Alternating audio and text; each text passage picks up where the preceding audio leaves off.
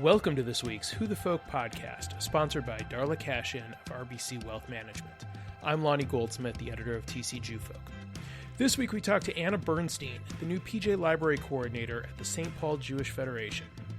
We talk about what led her to this new position, what types of programming she's looking forward to having once we can be in person, and what it's like to only step foot in the office 3 times in your first 5 months on the job on this week's Who the Folk podcast. Anna Burnstein, welcome to this week's Who the Folk podcast. Thanks for joining me. Hi, thanks for having me. So you are the PJ Library Coordinator for St. Paul. You're based out of the St. Paul Jewish Federation. Mm-hmm. You've been in the job, when we talked about this earlier, you've only been in the job a few months. And obviously, the longer this pandemic goes on, the more I talk to people who have either started new jobs or created new jobs, in small businesses for themselves during quarantine. How did you find this position in the middle of, a pandemic? It was kind of serendipitous, actually, because I was working almost full time at Regents Hospital. I'm actually a certified Spanish interpreter. So I was a medical interpreter at Regents Hospital. And when the pandemic hit, things were getting pretty bad there. And we were having trouble with childcare with my 2-year-old. And I am a PJ Library parent. And so I happened to see in just a little tiny note in the bottom of one of the emails that came out about the job posting. And it hadn't been advertised or anything. So I emailed, and I was the only person to reach out to them. And it just kind of worked out. It solved their problems. It gave me an opportunity to do something very part-time from home. And that's how it happened. So it was kind of meant to be. And I started in August. It's the middle of August. So right in the middle of the pandemic. I've literally been to the office 3 times. In 5 months. Yes. I was there just on Friday. We were making Tu B'Shvat kits for the Seder, the community Seder that we're hosting on Thursday. And I didn't even know where the bathroom was.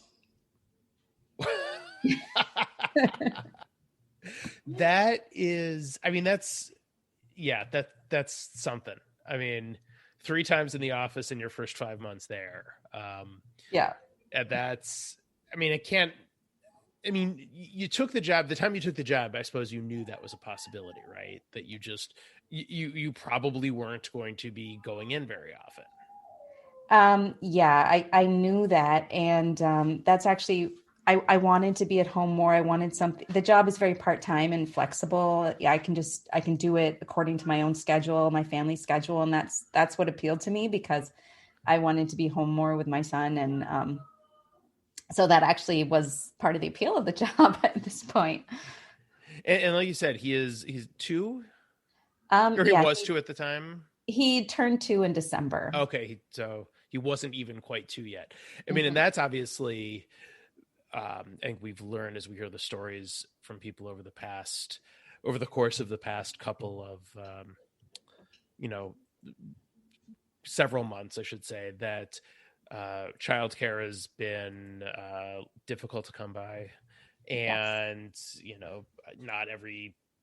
I'm sure not every place is staying open because there's health and safety reasons and teachers wanting to protect themselves, and I understand that. And it has to be difficult for a parent of a child that age to try to maintain that safety for them and employment for you.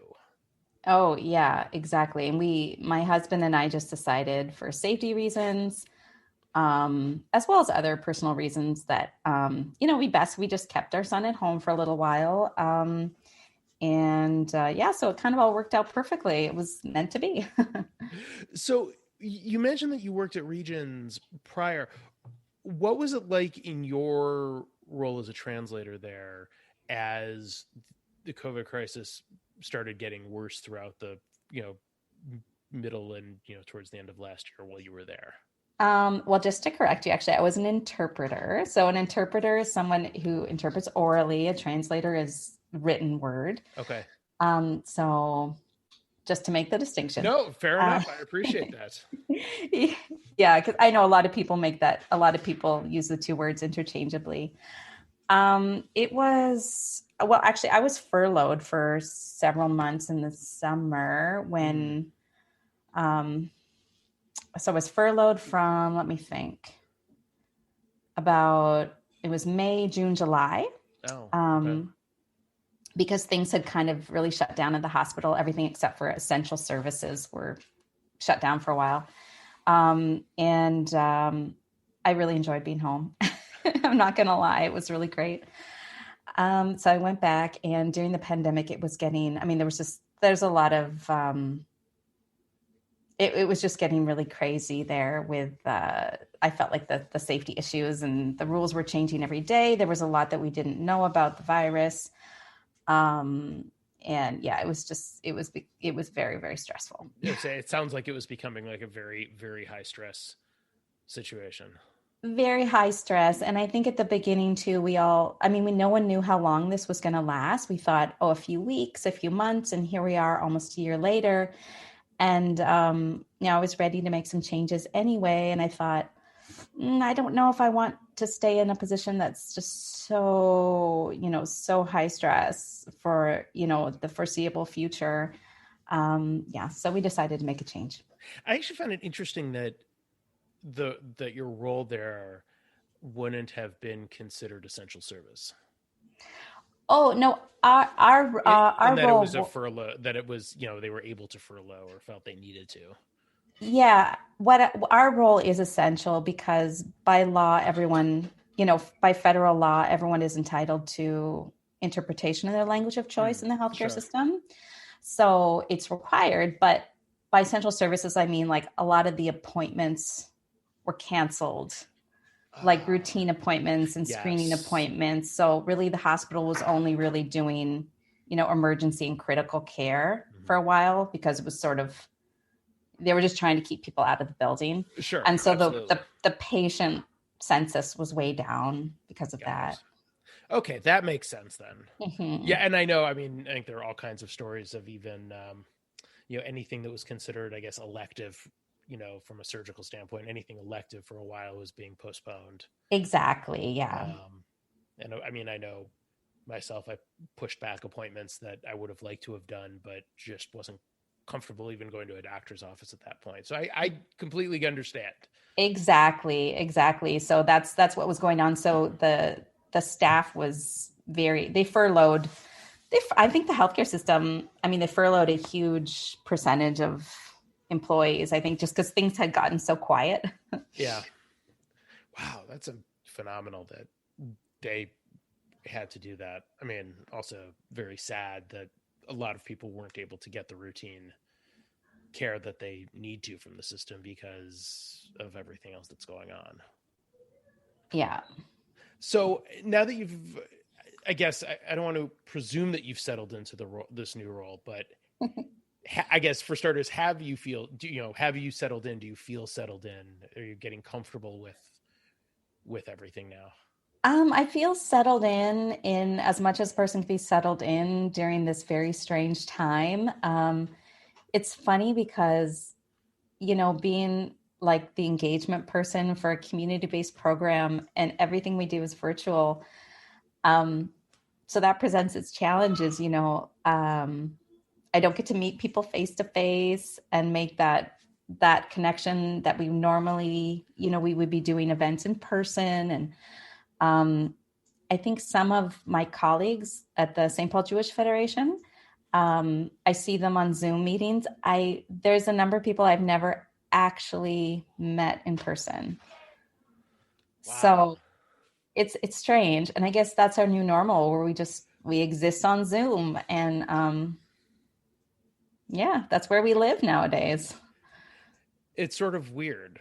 The longer, and like you, when we didn't know how long this was, at least with us at Jew Folk, like I went into the office, I packed up a few things, and I'm like, okay, 2 weeks out of the office, working at home, it's fine. And then, once 2 weeks hit, I needed a few more things and needed to actually set up a desk as opposed to working at my dining room table.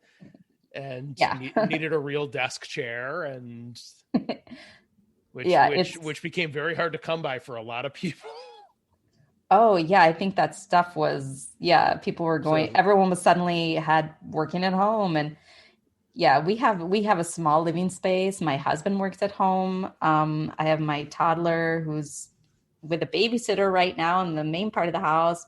I have my stepdaughters doing remote learning here as well. So we're all that's what we're doing these days. It's very strange. but is it comforting to know that it's not just you, that like almost everybody else is in the same boat? Yeah, it is. It is, but I'm still really anxious for things to start up. I am so excited to see people in person. I'm so excited to have events in person. Because for the little kids too, engage in PJ Library, we're engaging kids like 8 years old and younger. And a lot of the younger kids don't really they don't really Zoom doesn't really work for them so great. Like my 2-year-old, he might be interested for a minute, and he'll wander away, or he'll get jealous for my attention and then start crying. So it's not the greatest for engaging the toddler set. No, I wouldn't think so. Not at all. So, but we do our best. I mean, I can only imagine the headache this is for preschool teachers who are trying to engage with their students if they're not in person for what they're trying to do online at that age. I mean, I know Yeah, it's hard even I for can my imagine. middle schooler and my high schooler. It's hard to totally feel engaged in school when this is how they're doing it. So it's difficult. Yeah. Oh yeah, to say the least. Yeah. So at one of these days, hopefully sooner rather than later, we're going to be doing stuff in person again. Programmatically, what are you looking to either start anew or maybe bring back other programs that have worked for PJ and St. Paul in the past? Well, one thing that we're kind of have on our plate right now is engaging the kids in the PJ Our Way age category. So I don't know if your kids were PJ Yes. subscribers. Yeah. Oh yes, we have stacks and stacks of PJ books. Yeah. From when my now 16-year-old was a very when she was very very little, and now our PJ Our Way started. She would have already aged out of it, but our younger, our sixth grader gets the PJ Our Way books. Yeah, yeah. So we really have it now. Kind of, that's one thing we want to get going is engage. Like the kids in St. Paul they've been able to receive the PJ Our Way books. We haven't really engaged them in any programming like we do with the younger kids. So so that's kind of something we have, on our agenda, is to engage the kids, and those are kids who are aged, 9 to 12. So engage those kids in some programming as well. And I think that at least is an age group. If you had to start doing stuff over Zoom with them, at least they're a little more experienced in that as they've done the virtual learning. They at least, I think, feel a little more comfortable in interacting on the screen that way. Yeah, yeah. I think that age group, I mean, there's a lot of potential for the virtual stuff. And I mean, hopefully soon the weather warms a little bit here in Minnesota. We can do some stuff outdoors safely. Yeah. So even if we'd have to distance outdoors a little bit, at least it sounds like, there's some potential to at least do something outside. Exactly. And I think like living in the Minnesota climate makes this just tougher, because I know that some of my PJ colleagues who are in warmer climates, like, because different communities have PJ people like me, and who do like local community engagement and programming. And I see on our Facebook group people who are in places like Florida and Texas, and they're doing all these outdoor, socially distanced, fun events. And I'm like, oh, it would be awesome if we could do that stuff. But being in Minnesota, it's like, it's tough, because everyone's kind of hiding inside their houses, and outdoor winter events are like not everybody's cup of tea. So no, it's not. I mean, if you get the right day, Yeah. it can be pleasant. But there are plenty of, we have a lot of days in winter that are not so pleasant for that kind of thing. Yeah, exactly. And it's hard to plan. I mean, Yeah, this right. we have a difficult climate, it's a challenge. Most years winter's a challenge, and this year it's a particular kind of challenge. Yes. Yeah. It feels almost like climate is the least of the worries Yeah. in this year. But you mentioned PJ being a national program, of course. And so how much do you lean on some of your colleagues around the country for either, for program ideas or, just as someone to bounce some thoughts off of? Is that something that goes on throughout the network of the PJ coordinators? Oh, yeah. The PJ Library, the national network is amazing. It's very, very active. For example, have an assigned sort of PJ Library National connector person that I do check-ins with a couple times a week. And she's just there to bounce ideas off of, stay in touch, make sure everything's okay. As she said, she's like, I'm the greatest cheerleader you never asked for. So we check-ins with her. And then also the social media community, the Facebook community, and is very, very active for the local programming people like myself. So we share ideas for programming. We share materials. Like if someone creates a really great graphic or material, we put it out there to share. Every time I've posted something with the group, I've gotten numerous responses really, really quickly. We also do monthly get-togethers with other PJ coordinators, like in the United States and Canada. So I have the opportunity to sit in on, monthly meetings with people who are doing the same job as myself all over the continent. So it's very much a community. And it's very organized, and it's been really great, actually. I mean, that's great because, being in this, a new position for you and trying to be a programmer when you can't program in-person stuff. And Yes. it's hard to get that kind of real-time feedback to know what's working and what's not. You have this whole community to, support and to help ideate and, Mm-hmm. you tweak ideas that way, I'm sure, based on sort of the, internal community feedback you get. It's got to make the job 100 times easier. Yeah, it does, because there is a ton of support. I definitely wasn't just put out there by myself. I have so much support at the national level and from people doing the same job as me in communities across the country. So it's been really great. You mentioned the sort of, nationwide network. And of course there is also the PJ Library just across the river from you in Minneapolis that operates out of JFCS in Minneapolis. How much do you and Carrie Fink work on sort of either, joint again, sort of the bouncing ideas off of each other, but also sort of joint PJ Library Twin Cities type programming? There's a lot of overlap, actually, and I'm in touch with Carrie quite frequently. So we have done a few collaborations already, and we have some more kind of coming up for sort of Twin Cities wide Jewish community, where it makes sense to do that.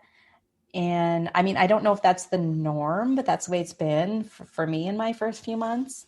But there is quite a lot of going back and forth between herself and myself. And as a lot of people also will email me, and then I'll forward emails to her. She'll forward emails to me because, technically we're the point persons for our separate cities. I talk to Carrie regularly. Well, and I think the fact that you get emails that should go to her and vice versa, I think sort of speaks to people seeing the community less separately maybe than they have in the past. Yeah, maybe they do. And I mean, I don't know what the history is with that exactly, but people just see an email somewhere and says, "Oh, PJ Library contact person, great," and it doesn't occur to them that necessarily there's a separate community in St. Paul and a separate community in Minneapolis, and So, and obviously Minneapolis is a lot bigger than us, much bigger community. And the history, like that's a entirely different podcast, possibly podcast series. We're not going into that here. Yeah. Different time, different place. Yeah. Well, excellent. Well, Anna, thank you so much for joining us. Last two questions, and we will let you on with your day. First of all, what is your favorite Jewish holiday? I would say Passover. How come? Well, spring is always an exciting time. It's fun. I enjoy the Passover Seder. I enjoy the songs. The story, I don't know. It just seems to reverberate with me, I guess. I just like it. And what's your favorite Jewish food? Of course, fresh challah out of the oven. Are you a challah baker? I wouldn't say I'm that great of a challah baker, but I've tried. My husband's giving me the thumbs up. I'm a little nervous about working with bread that has to rise and stuff, but I'm learning. I was very nervous about it for a long time too. Yeah. Sort of the idea of yeast it's a scary thing. Yeah. It takes a while. I mean, at least for me, it took a while to get comfortable with. Yeah, it's intimidating. I don't know why. I don't know either. Yeah. I think because there's so many ways it can go bad. Oh yeah. And I mean, but then, if it goes bad, it goes bad. It's not the end of the world. You just, toss it and try again. I think it's the time invested in the making, the process to, get it to where it's braided and rested and everything and going in the oven. I think it's just the time consuming part of it, maybe. Mm-hmm. That makes it a little more disappointing. Yes. Yeah. When it's not good, it feels more disappointing than any other than any other time. So yeah. Well, excellent. Well, Anna, thank you so much for joining us. I wish you had a more normal entry into this new job, but I think we all would like normal. So hopefully one day you'll be able to get back into the office regularly. But thank you for your time and best of luck growing the program in St. Paul with PJ Lab. Oh, thank you so much, Lonnie. The Who the Folk podcast is part of the Jew Folk Podcast Network, a product of Jew Folk Inc. Please subscribe, rate, and review the show wherever you get your podcasts. If you have suggestions for other podcast guests, please email them to me at editor@tcjewfolk.com. For our other shows, check out tcjewfolk.com/podcast.